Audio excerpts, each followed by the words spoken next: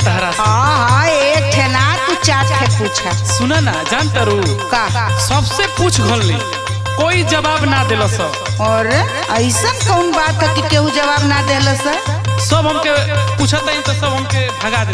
संतोष बाबू से पूछला है? फेकू को से पूछनी है।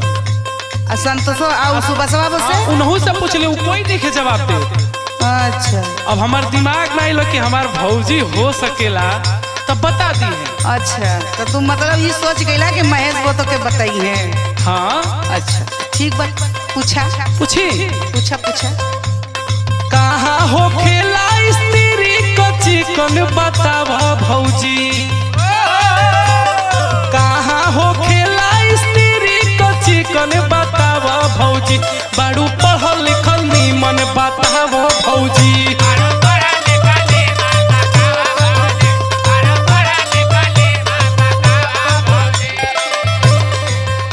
देखा किशन देवर बबुआ बोला भौजी। यही से हमरे गुस्सा भरेला।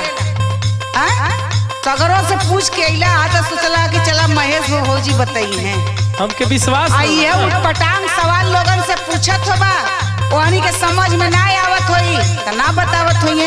मुकेशो को से पूछलिए तो भगा देली है। अरे तो मुकेश वो बताइए वही काले का काले डोली उतरली आज तो हर सवाल का जवाब दिए। सुना बतावा। एके बदे माहिर लोग चाहिए माहिर लोग। बोला बोला बताओ। गांव भर में हमसे माहिर के होइए ना तो यही से ना तहरा के नहीं है। तो सुना सुनावो। नीचे हो खेला इस तीरी का चीको समझला कि ना? समझा तनी। साठ साठ ना न लगता नहीं साठ पे लगत बताओ। तू हमके बुर्बक समझला। स्त्री माने प्रेस। अरे हाँ करे नीचवा का हम बतावत है। सुना बताओ। नीचे हो खेला इस तीरी का चिकन देवर बबुआ। पूछा मन में बजेवन देवर बबुआ। समझ में आवत है ना? एकदम एकदम। बस ना जाई अंदर। अरे ना ना अभी तो दू गो सवाल बा। पहला सवाल तो बड़ा सही बता देलू भौजी। देखा तेरा दांत मचिया सुनला में काम ना है। अरे दू गो बाबा जल्दी पूछा। सब भगा दलो तो तू तो बतावो। अच्छा ठीक बा बताई। बोला तू सर का सवाल बतावो। हाँ बोला। का चीज हो खेला चोली के ऊपर।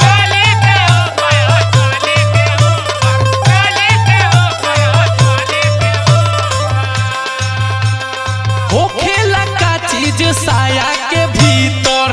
बात नहीं कोई तू का पूछा करे हो? तो यही से तो सब पूछा करे बतावो। हमें लाइन लगा था। का चीज हो खेला चोली के ऊपर। हो खेला का चीज साया के भीतर।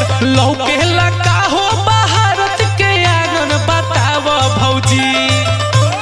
लौकेला का हो भारत के आंगन बतावो भौजी। बारू पढ़ल लिखल नीमन बतावो भौजी।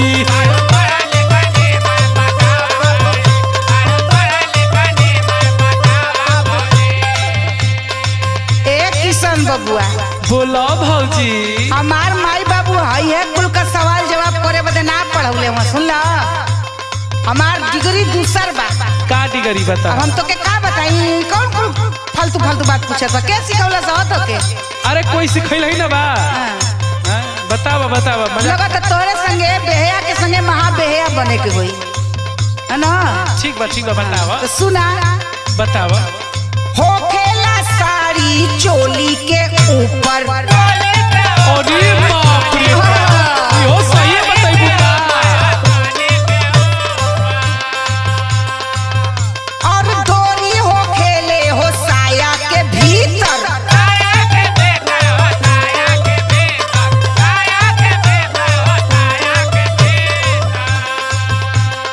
हो खेले साड़ी चोली के ऊपर। डोरी हो खेले हो साया के भीतर। और ही सुना सुनाव। कहा तारा कि अंगना बहोरत में का लौकेला पगलू कुछ ना लौकेला। का लौकेला हम बतावत हई। बताओ सुना बताओ। लौके सहूरा भारत के आंगन। बिटिया पतोह का सहूर वहीं से देखल कि लड़किया के कितना सहूर बा। सुनला बबुआ? सुनल बोलो। लौके सहूरा भारत के आंगन देवर बबुआ, पूछा मन में बजेवन देवर बबुआ।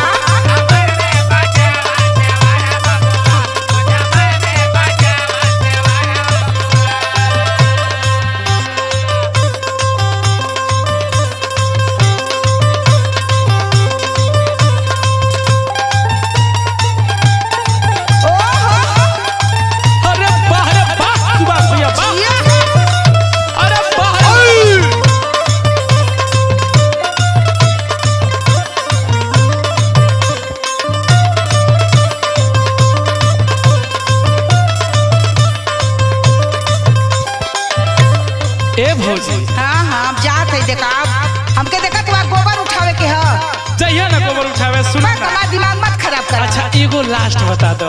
एगो लास्ट है ना? एकदम लास्ट है पक्का। पूछा जल्दी पूछा।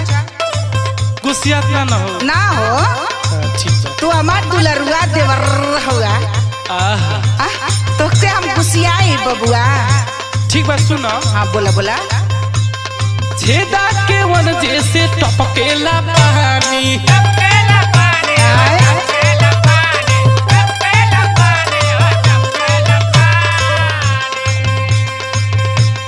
ए बबुआ का हो भौजी? तू ये कुल रिसर्च करके तो ना आया हुआ हमारे ऊपर कुछ आजमाइश ना ना होता है। नहीं राती के मोबाइल में देख ना ना हमके लगा था अंगूरी पकड़ के और तू पहुंचा पकड़े का कोशिश करत हुआ। अच्छा तो भैया से मत कहिए तू। काहे ना कभी कुलंड पंड पूछबा? अरे ना ना ऐसा कुछ ना। अच्छा लास्ट पूछा। का चीज को नहीं छिपे निशानी।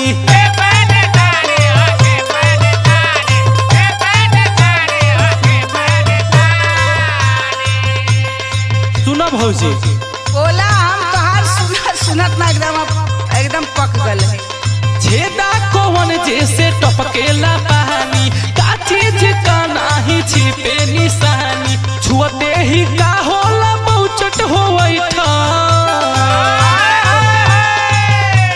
छुअते ही का होला किसन होइठन। बताओ भौजी बड़ू पढ़ल लिखल मन। बताओ भौजी।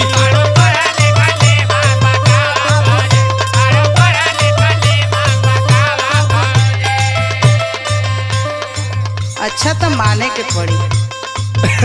देखे के मुष्टि है लील जाए बर है ना। देखे में तब लड़का हुआ सुभाष। देखन में छोट लगे घाव करे गंभीर। यू मसल सिद्ध करत हुआ। ए बबुआ बोला भौजी। जब तोहार मन पितराता है तो सुना हम बतावत है। बताओ बताओ। वैसे तो बड़ा कुल जगह से पानी आवेला, लेकिन हम खास जगह के बात बतावत हैं जहाँ से हर वक्त आवेला। बताओ बताओ। सुना। अरे नलका के छेदा से टपकेला पानी।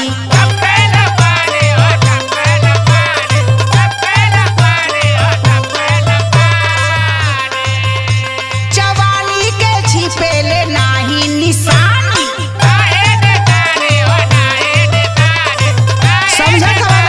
समझा तरी समझा तरी। नलका से हाँ हर वक्त टप टप टप टप टप टप टप टप टप टप टप टप गिरेला। अरे बा ठीक है। हाँ हाँ। जब मैं मुहवा लगाए के जाए के निपोर के पियला वह नलकवा का बात करत है। सुना। सुनावा सुनावा।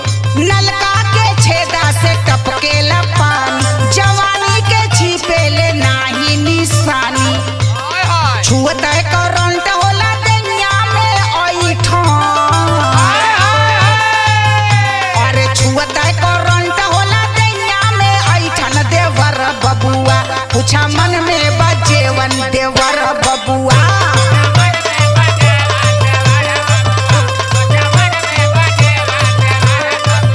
पढ़ू पढ़ल लिखल मन। बताओ